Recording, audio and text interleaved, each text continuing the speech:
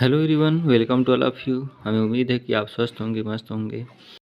आज के सेशन में हम ऑड टू ऑटम जो जॉन किट्स के द्वारा लिखा गया है उसके हिंदी एक्सप्लेनेशन को समझेंगे।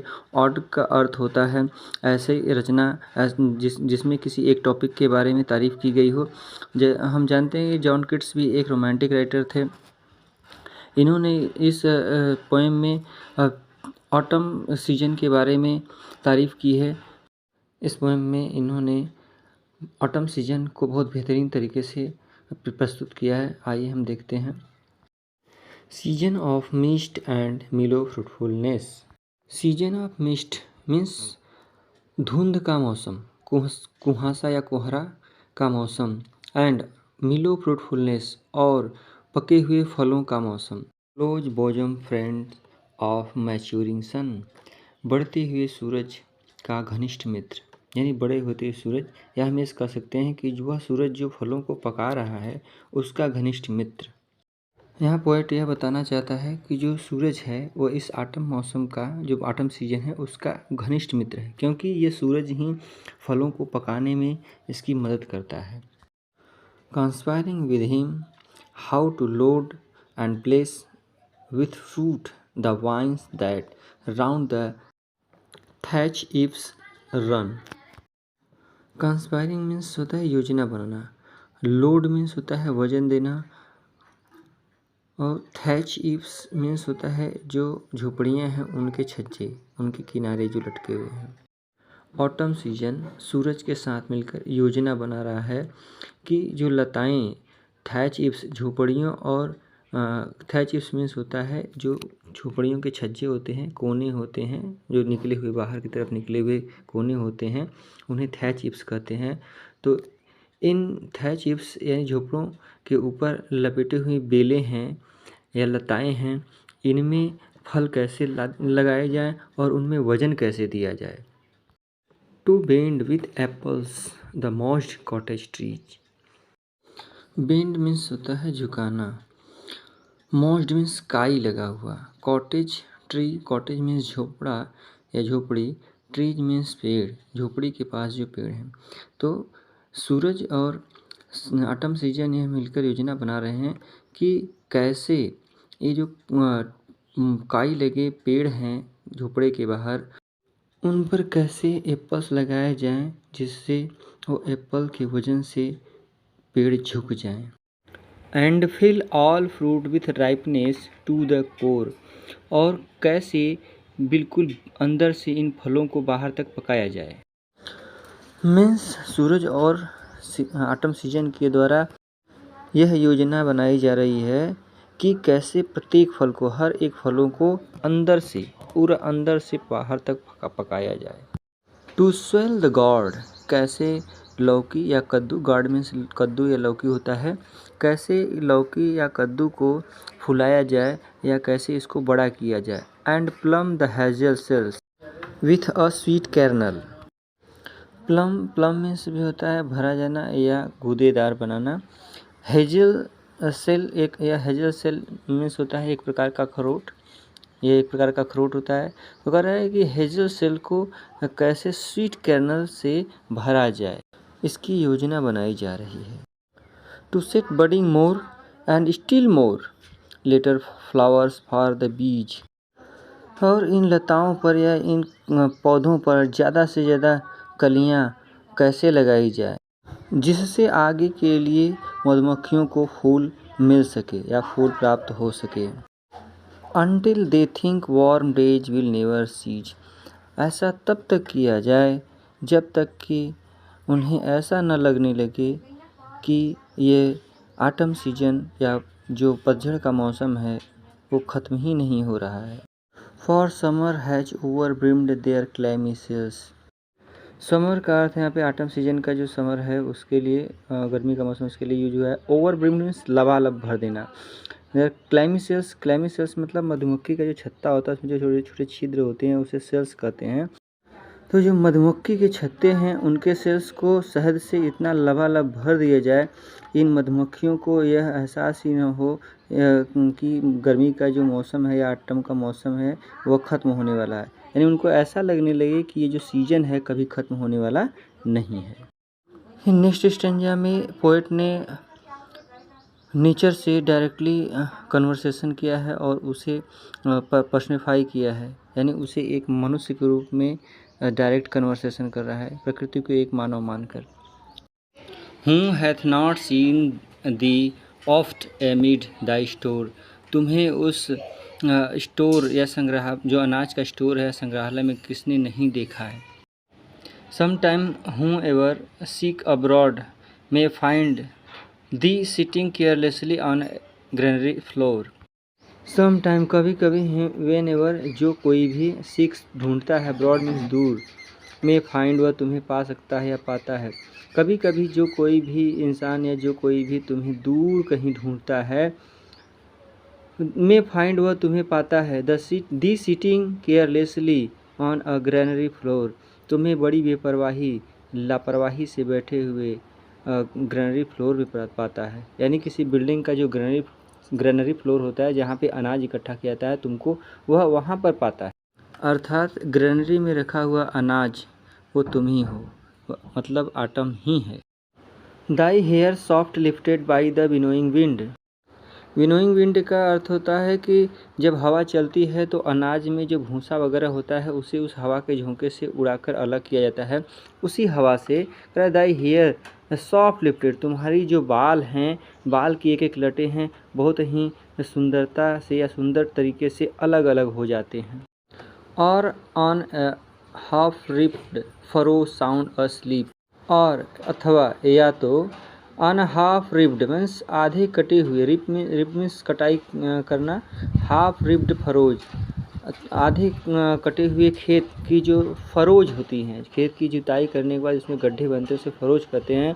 उन फरोज में साउंड अस्लीप, तुम बहुत ही शांति से सोई हुई मिलती हो या उसमें सोई हुई रहती हो। Drowsed with the fume of poppy while the hook spears the next swath and all its twinned flowers. Drowsed means होता है नशे में चूर होना या सुस्त हो जाना।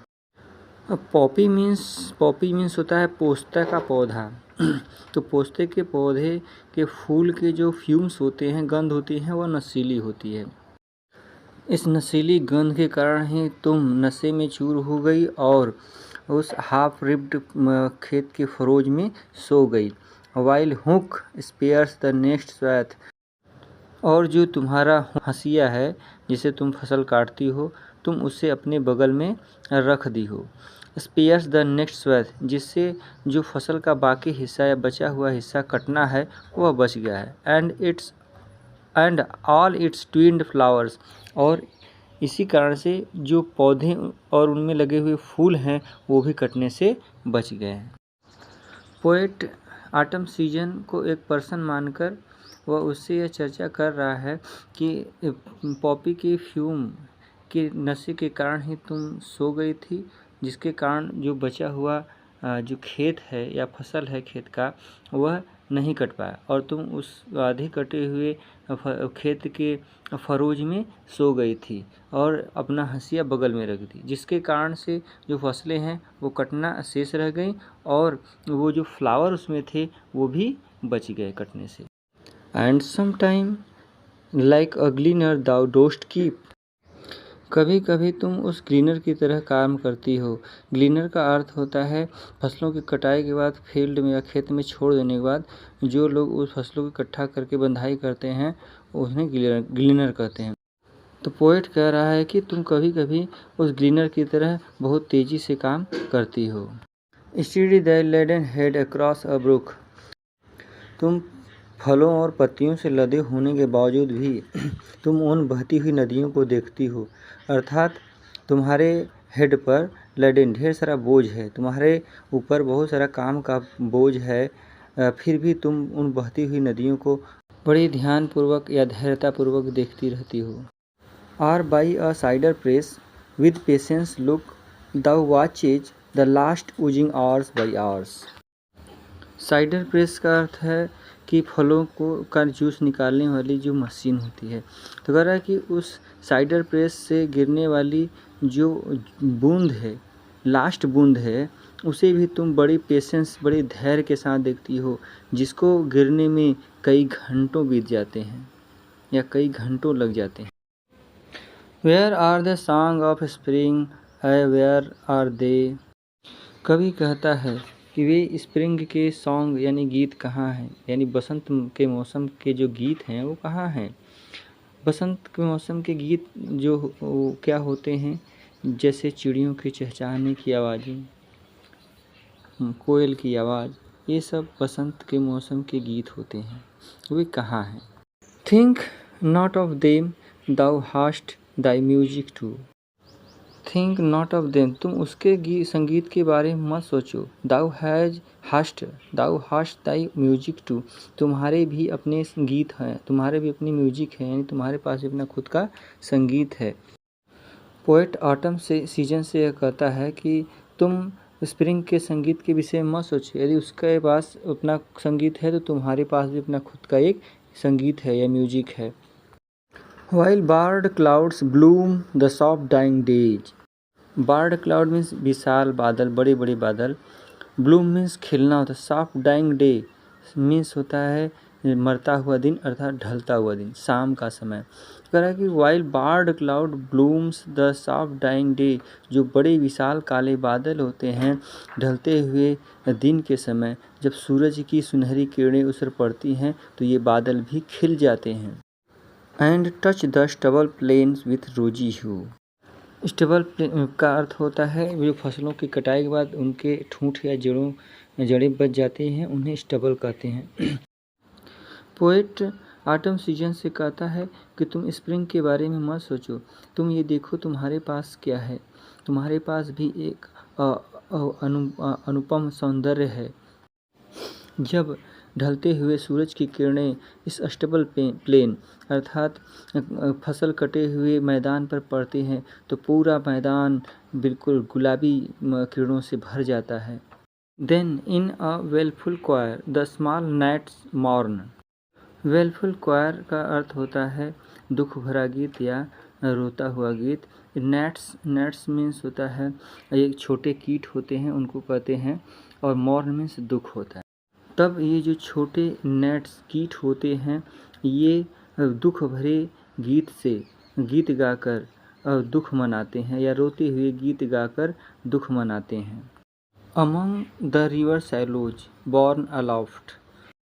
रिवर शैलो का अर्थ होता है नदियों में उगने वाले पौधे, छोटे छोटे पौधे, और ये जो नेट्स है उन्हीं पौधों के बीच बैठकर शोक भरे गीत गा रहे हैं। Borne aloft or sinking as the light wind lives or dies. और बॉर्न अलॉफ्ट में सीधे खड़े रहना, सिंकिंग में डूब जाना, लाइट विंड हल्की या मंद हवाएं, लाइव्स और डाइज जीवित रहना या मर जाना। तो जो ये रिवर शैलो है यानी नदियों में जो छोटे पौधे हैं, अब ये जीवित रहेंगे या मर जाएंगे यह उस बात पर निर्भर करता है कि जो हवाएं हैं वह तेज़ी से चलती हैं या धीमी। अगर तेज़ हवाएं चलती हैं तो उसमें टूटकर डूब जाते हैं और मर जाते हैं, अगर ये हवाएं धीमी चलती हैं तो यह जिंदा रहते हैं और बॉर्न अलॉफ्ट बड़े होते हैं। And full grown lambs loud bleat from hilly born.